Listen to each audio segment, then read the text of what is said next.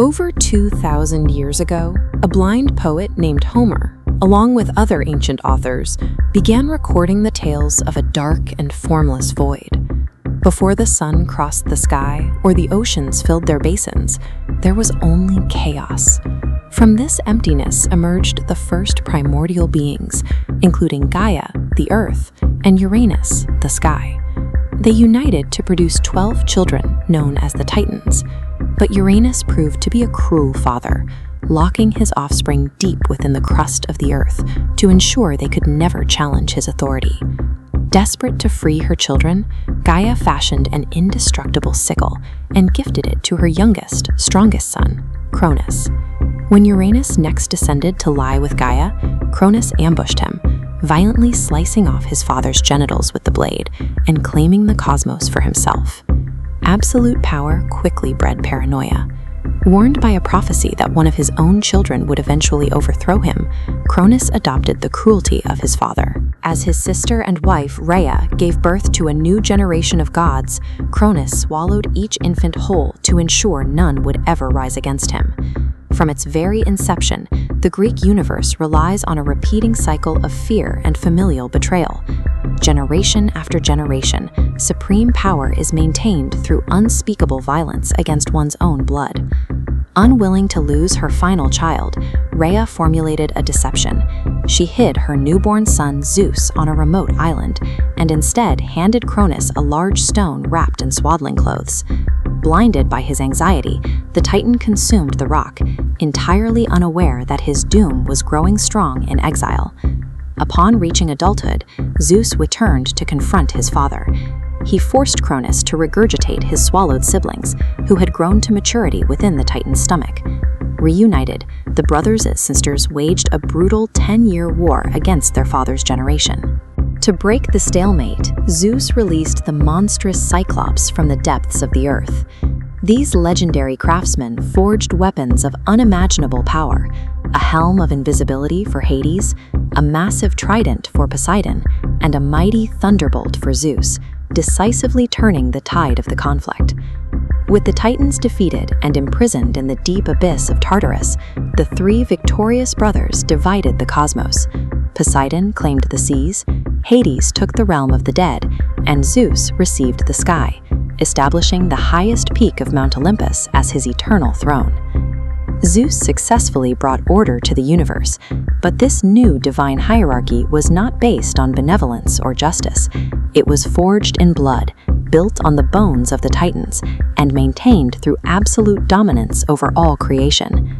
While the Olympians reigned from the heavens, the Titan Prometheus, one of the few spared from Tartarus, turned his attention to the earth. He sculpted humanity from clay in the image of the gods, yet he looked upon his creation with pity, watching them cower as mindless beasts in the cold, dark caves of the world.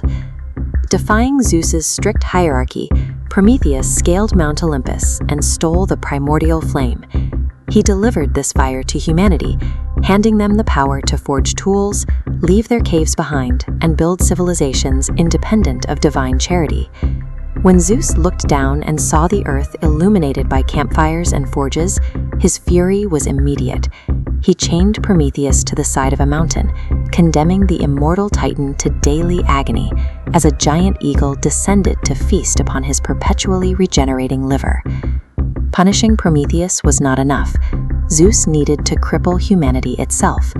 He ordered the creation of the first woman, Pandora. She was weaponized with an insatiable curiosity and delivered to Earth alongside a single heavily sealed box she was explicitly forbidden to open. The temptation eventually proved too great. When Pandora lifted the lid, a thick cloud rushed into the air. Disease, greed, old age, and endless toil spilled out to infect the mortal realm, entirely destroying the carefree existence of the golden age of man. The gods did not engineer mortal suffering to correct an imbalance or enact justice. They released these horrors to ensure humanity remained perpetually weak, dependent on divine favor, and burdened by daily hardship. This architecture of divine control extended well beyond the grave. When mortals died, their souls were sent to the underworld, a vast, isolated subterranean realm ruled by Hades, separated from the land of the living by the dark, haunting waters of the river Styx. After crossing the river Styx and passing Cerberus, souls reach a central court. Judges direct them down three paths: ordinary souls to the neutral fields of Asphodel, heroes to the paradise of Elysium, and the defiant plunge into the fiery abyss of Tartarus. Within Tartarus, Hades personally designed customized psychological tortures for his prisoners. Sisyphus is forced to roll a massive boulder up a steep hill, only to watch it slip away right at the peak. Tantalus stands in a pool of water beneath a fruit tree, cursed to eternal hunger as the branches rise just out of his reach. The underworld reveals the true nature of Greek divine justice. It is not an apparatus for rehabilitation, but an inescapable architecture of punishment, meticulously engineered to break the mortal spirit for eternity. Despite the crushing weight of divine authority, mortal men and women refuse to yield. During the heroic age, ambitious kings carved out their own destinies, laying the stone foundations of great city-states across the Mediterranean, constantly struggling against the meddling of the gods. No story illustrates this struggle better than that of Oedipus. His tragic lineage begins with his father, King Laius of Thebes, who consulted the Oracle of Delphi and received a terrifying prophecy. He was destined to be murdered by his own son. To outrun this fate, Laius ordered his newborn baby to be abandoned and left for dead, but the child was rescued and raised by the king of Corinth. As a young man, Oedipus received his own prophecy stating he would kill his father and marry his mother. Believing his adopted parents were his true blood, he fled Corinth.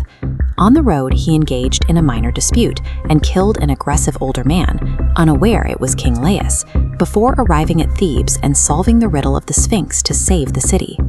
As a reward for saving Thebes, Oedipus was crowned king and given the recently widowed queen, Jocasta, as his bride. Years later, a devastating plague forced the truth to light. He had unwittingly murdered his real father and married his own mother. Jocasta hanged herself in horror, and a grief-stricken Oedipus gouged out his own eyes. This inescapable web of fate resonated so deeply with human nature that it would survive the collapse of the ancient world. Thousands of years later, it directly shaped modern psychology, inspiring Sigmund Freud to formulate the concept of the Oedipus complex. In the Greek worldview, prophecies operate as self-fulfilling traps. The harder a mortal fights to outmaneuver their destiny, the faster they rush to meet it. Even the mightiest warriors were subject to this cruel reality. Heracles is often remembered today as a flawless superhero, but his actual story is one of profound suffering. As the illegitimate son of Zeus and a mortal woman, he was marked from birth, relentlessly hunted by the jealous and vengeful queen of the gods, Hera. Hera's cruelty reached its peak when she cast a devastating psychological illusion over the hero's mind. Driven into a temporary blind rage, Heracles was tricked into perceiving his own wife and children as deadly monsters. When the dark magic finally faded, he realized he had slaughtered his own family with his bare hands. To avoid the eternal torment of the underworld furies, Heracles was ordered to complete a series of impossible tasks. His famous 12 labors, wrestling the Nemean lion, decapitating the Hydra, were not glorious adventures. They were a desperate, blood-soaked quest to atone for unforgivable crimes. His eventual end was just as agonizing. Tricked into wearing a robe soaked in the toxic blood of a centaur, Heracles suffered excruciating burns that tore his flesh apart. In a rare act of mercy, as the hero lay dying on his own funeral pyre, Zeus intervened, stripping away his mortal body and pulling his spirit up to Olympus to reign as an immortal. The Greeks did not want these struggles to be forgotten. They immortalized their tragic heroes, gods, and monsters by casting their images up into the heavens, weaving their stories into the constellations, where they could be remembered forever. Ultimately, Greek mythology was invented by a brilliant ancient society trying to explain the brutal unfairness of life and the inevitability of death. What remains today is a massive tapestry of human resilience, a collection of beautiful stories still speaking to us through the stone ruins of their civilization.